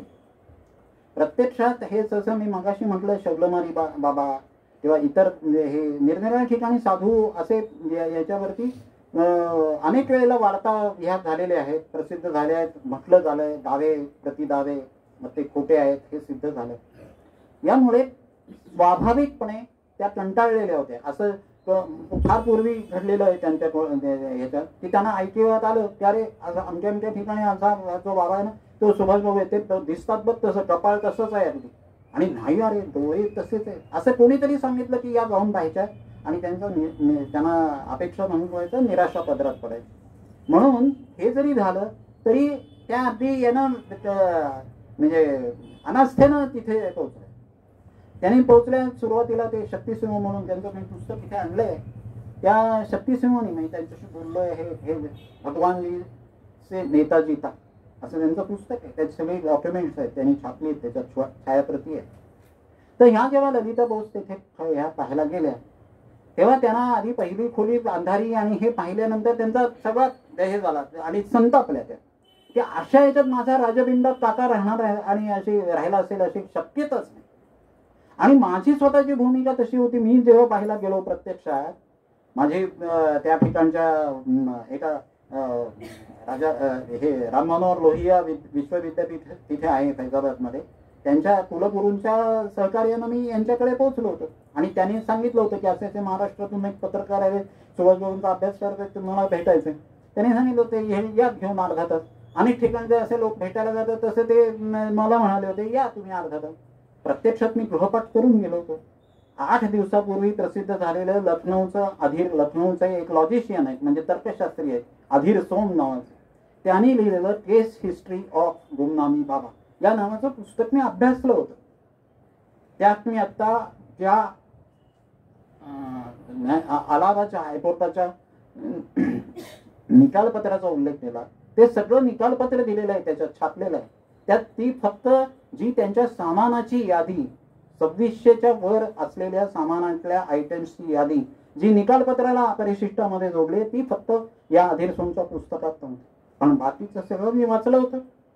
आणि हे त्यांना कळल्यानंतर त्यांनी माझ्यासाठी 4 तास घालवले. त्यांनी 25 वर्ष रामभवन या त्यांच्या घरातली एकही चिठ्ठी चपाटी सुद्धा बाहेर जाऊ दिली नव्हती. पण पुरुषभर उंचीचं इतकं छातीभर उंचीची कागदपत्र त्यांनी मला मोकळ्या हस्तानं दिली. त्याच्या झेरॉक्स प्रती तुम्ही घ्या आणि मला संध्याकाळपर्यंत परत द्या, असं का ठेवा असं त्यांनी सांगितलं. ती मला मिळाली. आणि योगायोगानं त्यावेळेचे जे महाराष्ट्र याचे उत्तर प्रदेशचे राज्यपाल होते राम नाईक, हे माझे जुने ज्येष्ठ स्नेही असल्यामुळे त्यांच्या मार्फत मी तो सगळा ठेवा झेरॉक्स करून मला माझ्यापर्यंत अभ्यासासाठी उपलब्ध करून घेऊ शकलो.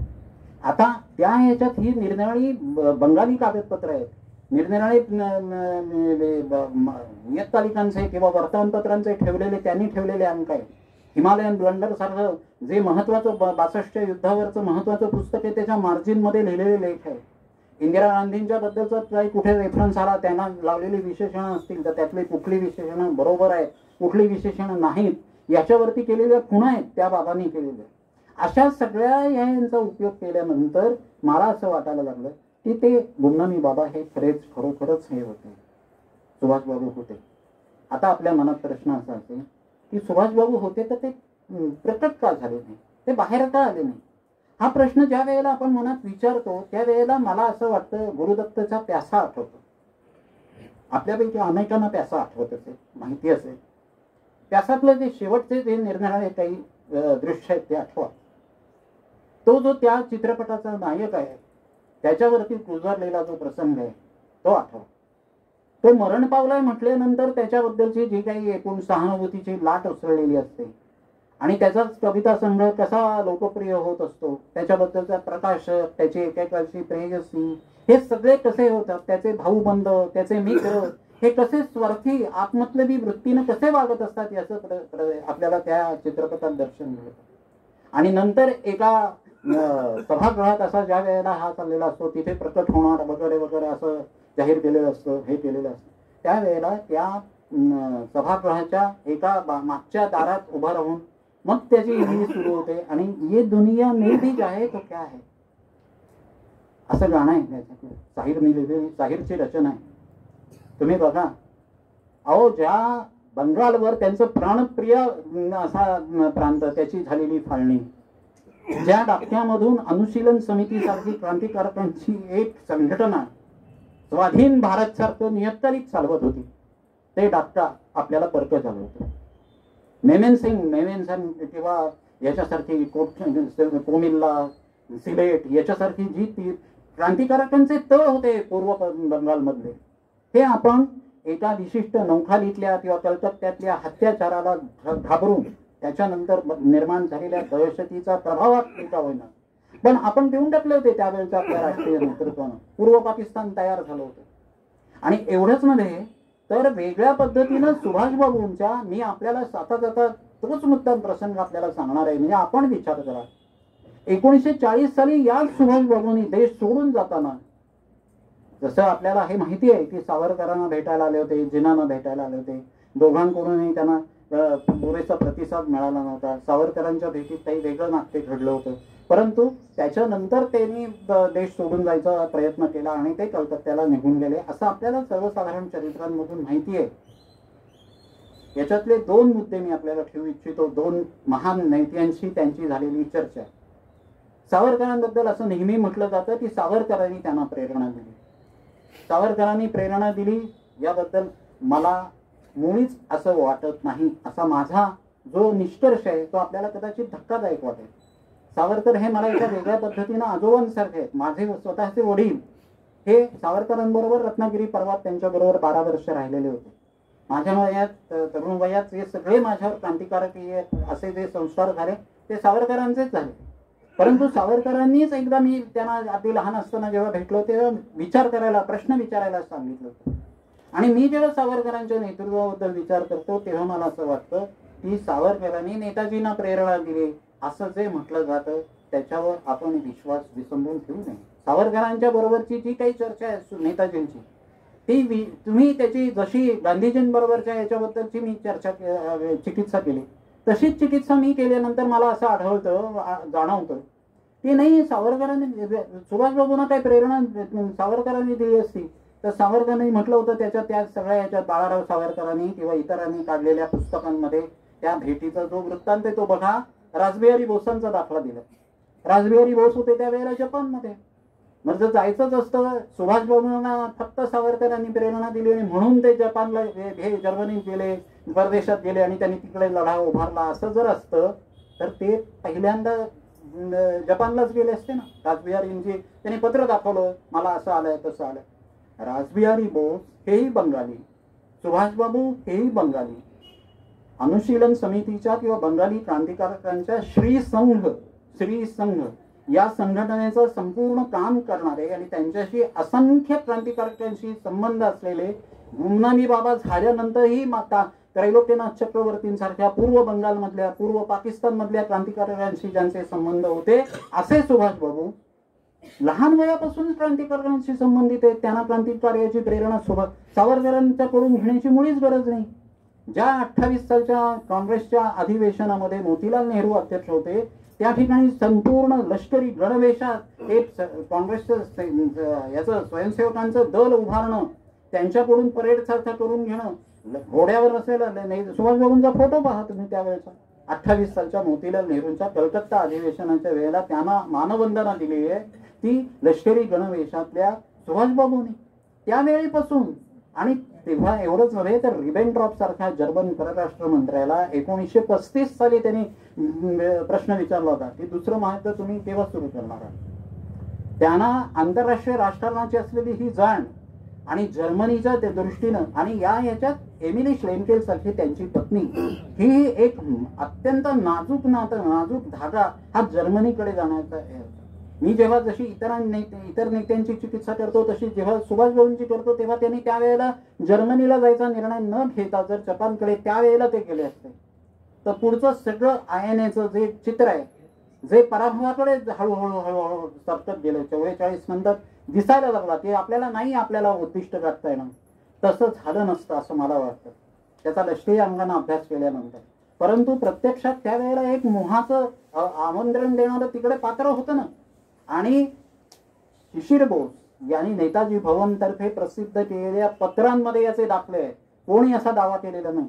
परंतु त्यांनी त्यावेळेला जेव्हा गांधीजींच्या विरोधात जाऊन निवडणूक लढवली त्यावेळेला त्यांनी एमिलीला पत्र लिहिलं की मला विजय मिळू नये असं वाटतं काही वेळेला, की मी जर जबाबदारी माझ्यावर येऊन पडली तर मी इथे अडकून पडेन, मला तिकडे येता येणार नाही. आणि ही वाक्य फक्त जर्मन भाषेत आहे. त्या पत्रांमध्ये जर्मन भाषेत लेखक त्या वाक्यांचा अनुवाद करून मी जेव्हा काढून पाहिलं आणि एमिलीच्या बरोबरच्या त्यांच्या ह्याच्यात त्यांनी काय वाचलं पाहिजे किंवा अभ्यास कसा केला पाहिजे याबद्दलच्या सूचना देणाऱ्या नेताजींची जी वाक्य आहेत ती सगळी जर्मनमध्ये आहे. आणि हे जे त्यांच्या बरोबरचे हे भावनिक संबंध सुद्धा त्यांना जर्मनीकडे खेचून घेत होते. केवळ सावरकरांनी सांगितलं म्हणून ते जर्मनीला जाण्याचीही नाही. आणि ह्याच्या पुढे जाऊन आपण विचार करा, जर असं खरंच सावरकरांनी म्हटलं असतं तर आपण 4 प्रश्न सावरकरांच्या संदर्भात उपस्थित केले पाहिजे. त्याच्यात त्यांनी जे जे लिहिलेलं आहे त्याच्यात असं म्हटलंय की माझ्या डोळ्यासमोर 2-3 लोक असे आहेत की जे असा परदेशात जाऊन लढा उभा करू शकते असं आहे. आपण बघा, काढून बघा. असं म्हटलं जर तात्यांनी तर मग ते तात्यांच्या डोळ्यासमोरचे नजरेसमोरचे असे दुसरे 2 कोण होते, कुठे होते? असं परदेशात जाऊन जे हे करू शकतील असे त्यावेळेचे काँग्रेसमधले किंवा इतर देशांमधले कुठले नेते होते? आणि जर तसे ते होते आणि त्यांची नावं फक्त सावरकर गुप्त ठेवत होते तर ज्या वेळेला आपल्या पूर्व सीमेवर आयएनएची आझाद हिंद फौजेची तुकड्या यायला लागल्या, लोक येऊन थळकले, मोईरांग कोहिमा इथपर्यंत आले, त्यावेळेला या देशात उठाव घडवून आणावा अशी जी मूळची व्यूहरचना होती असं सांगितलं जातं, ती व्यूहरचना अंमलात नाही आली. सुभाषबाबूंनी पाठवलेले असंख्य हेर या देशातल्या लोकांनी पकडून का दिले? जे पकडून दिले ज्या लोकांनी हेरांना ते सगळेच्या सगळे काही साम्यवादी नव्हते, ते काँग्रेसमधले होते, इतर ठिकाणचे इतर संघटनांचे पण होते. आणि असे लोक पकडून दिल्यानंतर त्यांच्या ज्या अपेक्षा होत्या सुभाषबाबूंच्या त्या सुभाषबाबूंच्या अपेक्षा पूर्ण झाल्या नाही. ज्या जनतेच्या स्वातंत्र्यासाठी ते एवढा त्यांनी रणसंग्राम मांडला होता त्या जनतेकडून इथे उठाव होईल अशी ते कोणतीही सूत्रम चिन्ह इथे दिसली नाही. या देशातला समाज 42 सालच्या आंदोलनामध्ये जे हे काही घडलं त्याची आपण वीरश्रीयुक्त सगळी माहिती ऐकत असतो. त्यावेळेचे काँग्रेसचे ठराव बघा, त्यावेळेचे त्यांनीच सांगितलेले, खुद्द गांधीजींनी जवाहरलालजींनी असं सांगितलं की या ठिकाणी आम्ही जरी हे केलं तुम्ही जाऊन यायचं म्हणजे तुम्ही जायचं परंतु सैन्य तुमचं इथेच राहणार. जपानी लोक जर आमच्यावर हल्ला करून आले तर आमचं रक्षण कोण करणार? हाच तर मुद्दा होता. आपल्या देशातल्या, आपल्या समाजातल्या, आपल्या संपूर्ण समाजातल्या विविध घटकांमधल्या स्वाभिमानाला चेतवणं हे गरजेचं आहे. स्वातंत्र्य म्हणजे काय? आपल्या या देशात 1940 साली जेव्हा वर्ध्याच्या आश्रमात गांधीजींना जाऊन भेटले सुभाषबाबू, तेव्हा त्यांनी असं सांगितलं होतं, गांधीजी आपणच असं म्हणाला होता की आम्ही नुसते थुंकलो भारतीय सगळे एकत्र येऊन तरी ब्रिटिश साम्राज्य त्याच्यातून वाहून जाईल. आणि असहकाराची कल्पना आपणच मांडली होती. मग आपण संपूर्ण असहकाराचं आंदोलन आता उभारू या. टोटल डिसओबिडियन्स ही संपूर्ण योजना आपण आज समजून घेणं गरजेचं आहे. टोटल डिसओबिडियन्स याच्यात सुभाषबाबू काय सुचवत होते? आपल्या देशावर जेव्हा राज्य करत होते ब्रिटिश तेव्हा सगळेच्या सगळे इथले अधिकारी, इथले पोलीस, इथले सैनिक सगळेच्या सगळे काही ब्रिटनमधून आलेले नव्हते, भारतीय सैनिकच होते ना, भारतीय पोलीसच होते. त्यामुळे सुभाषबाबूंनी सुचवलेली योजना अशी होती की इथे होतं असं ती निदर्शनं केली जातात तेव्हा त्या भारतीय लोकांवर लाठी हल्ला करायला, अश्रुधुराची नळकांडी फोडायला, वेळ प्रसंगी गोळीबार करायला पुढे जे येतात ते भारतीयच असतात. त्या भारतीयांना हा आपला आपण जो करतोय तो अन्याय आहे आपल्या देशबांधवांवरचा, याची जाणीव करून दिली पाहिजे. ही जागृती त्यांच्या मनात आली पाहिजे, निर्माण झाली पाहिजे. आणि ही करण्यासाठी आत्ताची वेळ ही फार मोठी सुवर्ण संधी आहे. ब्रिटिश लोक स्वतःचं संरक्षण करण्याच्या याच्यात गुंतले. 1940 सालची ब्रिटनची स्थिती लक्षात आणा, डोळ्यासमोर आणा. ते त्यांच्या आत्मसंरक्षणात गुंतलेले होते. त्यांना इकडे लष्करी कुमक पाठवणं शक्य नव्हतं. त्यामुळे या ठिकाणी इथे आपण अशी ही उभारू. ब्रिटिश यांना अधिकाऱ्यांनी आदेश दिला तर भारतीय पोलीस तो आदेश पाळणार नाही. भारतीय पोलिसांनी आदेश पाळला नाही की जे काही अराजकासारखी स्थिती होईल त्या अराजकाच्या स्थितीचा वार मात करण्यासाठी होईल काय, भारतीय पोस्ट आणि टेलिग्राफ खात्यातल्या कर्मचाऱ्यांना सांगितलं जाईल कटकट करून की तुम्ही कुमक पाठवा. त्याच कर्मचाऱ्यांनी सुद्धा अशा पद्धतीचं हे करू नये, त्यांनी हे असहकार पुकारावा. मग जर कुठे छुटपुट हिंसा झाली आपल्या भारतीय सैनिकांची, ब्रिटिश सैनिकांची किंवा युरोपियन सैनिकांची, तर हरकत नाही. अशा पद्धतीची रूपरेषा ही टोटल डिसओबिडियन्सच्या आंदोलनात होती. परंतु वर्ध्याच्या आश्रमात भेटायला गेल्यानंतर गांधीजींनी सुभाषबाबूंना हे पूर्णपणे असं आंदोलन हे करणं अनैतिक आहे असं म्हणून ती त्यांची विनंती ही धुडकावून लावली. सुभाषबाबूंनी विनवणी केली की मी ह्या सगळ्या अशा प्रकारच्या आंदोलनाचा जो काही पूर्वतयारीचा भार आहे तो उचलतो, मी देशात दौरे करीन, मी सगळे करीन, फक्त आपला आशीर्वाद द्या. मी कसा आशीर्वाद देऊ, मला हे जर पटत नाही तर. अशा पद्धतीनं आणि अशा वेळा पुढे पण येणार आहेत असं सांगून आणि हे आपल्याला वेगवेगळ्या पद्धतीनं इन फ्रीडम स्ट्रेस नावाचे इंडियन एक्सप्रेसचे माजी संपादक होते NC जो, यांच्या नेताजींच्या चरित्रात मी आपल्याला सांगतो ही सगळी ओळ आणि ओळ शब्द आपल्याला मिळेल. मी काही एक वेगळा काल्पनिक प्रसंग सांगतोयचं नाही. आणि अशा पद्धतीनं आपल्या ब्रिटिशांच्या इथली सत्ता ही अडचणीत सापडलेली असताना आपण स्वातंत्र्य मिळवलं पाहिजे यासाठी धडपड करणारे सुभाषबाबू, त्यांना सगळा आपला खंडित झालेला हिंदुस्थान पाहायची संधी जर ही मिळाली, वेळ आली, त्यांच्यावर पाळी आली असेल तर त्यांना हे असंच वाटत नसेल ये दुनिया मिल भी जाए तो क्या है.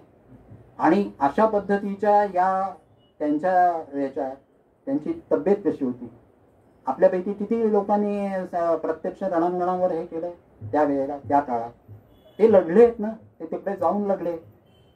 वॉर फटीक म्हणून नावाची काही चीज असते की नाही. सुभाषबाबूंचा विचार करताना आपण कधी ते का बाहेर का नाही आले हा प्रश्न विचारताना ते दमले होते का, त्यांची तब्येत कशी होती, त्यांना काही व्याधी जडल्या होत्या का, ते हे कधी आपल्या मनात विचारच येत नाही.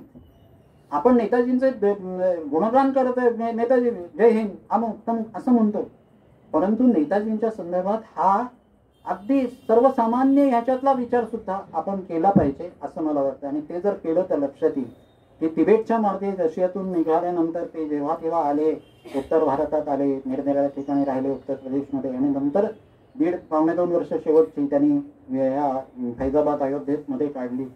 त्यावेळेला ते अतिशय विकलांग स्थितीत होते. एकदा न्हाणीघरात पडले पण होते. त्यांची शुश्रूषा करणारी त्यांच्या आईसारखी ती ही होती, ते त्याला आईसारखंच मानत. त्या महिलेनं त्यांचं शेवटचं सगळी सेवा शुश्रूषा केलेली होती. आणि त्या सेवा शुश्रूषेच्या अशा स्थितीत ते त्यांनी बाहेर येऊन प्रकट होऊन देशाचं काम करायला हवं होतं, का नाही आले बाहेर, असा आपण विचारतो. याचा अपराध बोध माझ्या मनात तर खूप चलतो. मी आपल्याशी मुद्दाम मोकळेपणानं हे बोललो आहे. आपण विचार करा, आपण आपल्या पहिल्या पंतप्रधानांना असं म्हणू शकलो नाही की तुम्ही याच्याबद्दल केलं पाहिजे, हे करा, हे सुभाषबाबूंच्या. आणि म्हणूनच अस्थि नाही आणत ना आपण. आपल्याला विश्वास नाही आपल्या सरकारला. आपल्या सरकारला विश्वास असता तर रेणकोजी टेम्पलमध्ये ठेवलेल्या सुभाषबाबूंच्या तथाकथित अस्थी इकडे आल्या असत्या, नाही आलेल्या. इतरांच्या अनेक लोकांच्या आपल्या देशभक्तांच्या राष्ट्रभक्तांच्या अस्थी शेवटचे अवशेष हे आपण आणलेत भारतात.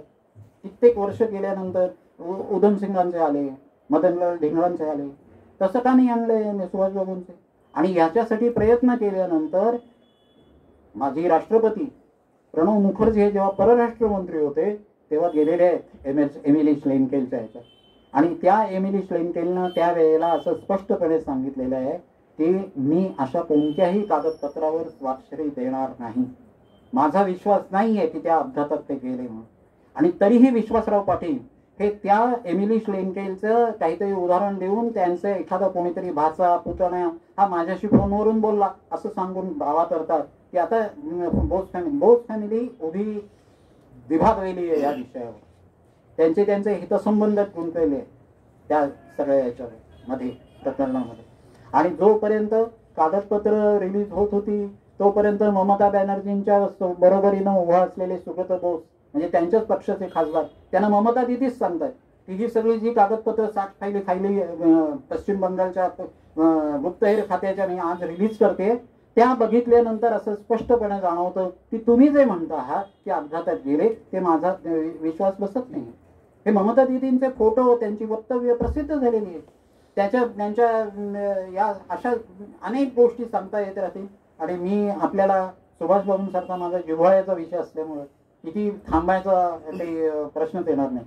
परंतु मला असं वाटतं की मी माझ्या अभ्यासातल्या काही मोजक्या गोष्टी आपल्या समोर मांडण्याचा प्रयत्न केला.